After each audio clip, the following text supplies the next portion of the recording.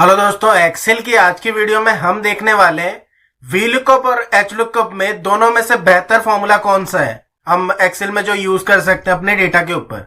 मतलब दोनों यूज किस लिए होते हैं? दोनों यूज होते हैं डेटा को एक्सट्रैक्ट करने के लिए, इंफॉर्मेशन फाइंड आउट करने के लिए। अब दोनों में से अच्छा कौन है, वीलुकअप अच्छा है या फिर एचलुकअप अच्छा है? मैंने अपनी वीडियोस में वीलुकअप के बारे में बताया, अपनी वीडियोस में एचलुकअप के बारे में बताया, बट आज मैं पहली बार एक ही शीट में एक ही कोड के हेल्प से सेल्स फाइंड आउट करूंगा, एक वीलुकअप से और एक एचलुकअप से। तो स्टार्ट करते हैं कि कौन किससे बेहतर है। तो यहाँ पे मेरे पास एक डेटा है जिसमें कोड है, नेम से सेल्स है, और यहाँ पे ही मेरे पास एक डेटा है कोड, नेम और सेल्स, बट दोनों का तरीका आप देख सकते हो अलग अलग है। यहाँ पे जो डेटा है ये किसमें है? वर्टिकली फॉर्म में है, मतलब कुछ इस तरह से कॉलम्स में, और यहाँ पे जो डेटा है मेरा किसमें है? हेडर्स, रोज में। तो दोनों में फर्क क्या है? ये जो डेटा है ये वर्टिकली डेटा है, जहां पे हम क्या यूज करेंगे? V lookup. वी का मतलब वर्टिकली लुकअप। और जहां पे हमारा हॉरिजेंटली डेटा है, मतलब रोज में डेटा है, वहां पे हम क्या यूज करेंगे? H lookup. H for horizontally lookup. तो दोनों डेटा में आपको देखना पड़ेगा कि आपका डेटा कैसा है। 90% डेटा हमारा इसी फॉर्मेट में होता है। कई बार क्या होता है, जो कॉलेजेस का डेटा होता है, रिकॉर्ड्स होते हैं, या फिर हॉस्पिटल्स का जो रिकॉर्ड्स होता है वो इस फॉर्मेट में होता है। तो वहां पे आप वी लुकअप यूज करके कोई फायदा नहीं। आप यहाँ पे क्या यूज करोगे? H lookup. अब दोनों को कैसे यूज करते हैं देख लेते हैं, और कौन सा बेहतर है किससे वो देख लेते हैं।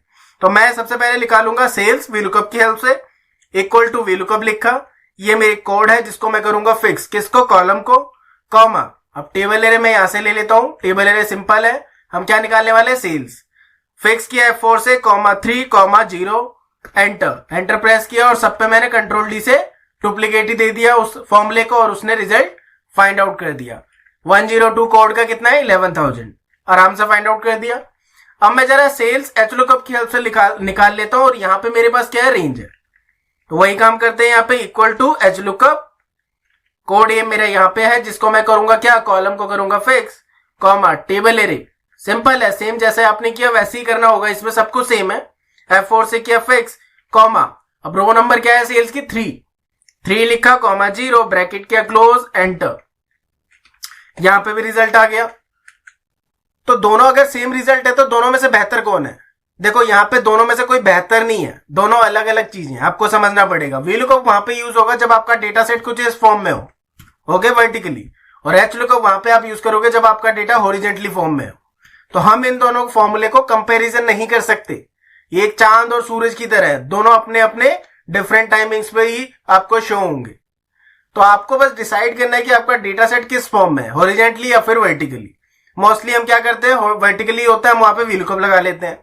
पर उतना ही इंपॉर्टेंट कुछ इंडस्ट्रीज हैं जहां पे हम एचलुकअप की जरूरत पड़ती है सबसे ज्यादा। एचलुकअप के साथ इंडेक्स मैच, एचलुकअप के साथ इफ फंक्शन। तो वहां पे हम क्या यूज करेंगे? जहां पे हमारा डेटा हॉरिजेंटली हो वहां पे हम एचलुकअप यूज करेंगे। तो आज की वीडियो में देख लिया कि वीलुकअप और एचलुकअप में से बेहतर कौन है, या फिर दोनों ही सेम है, या फिर दोनों किस डेटा सेट में यूज होते हैं। नेक्स्ट वीडियोस में मैं बताने वाला हूं कि एचलुकअप के साथ दूसरे फॉर्मूले कैसे यूज कर सकते हैं। तब तक के लिए थैंक्स फॉर वॉचिंग।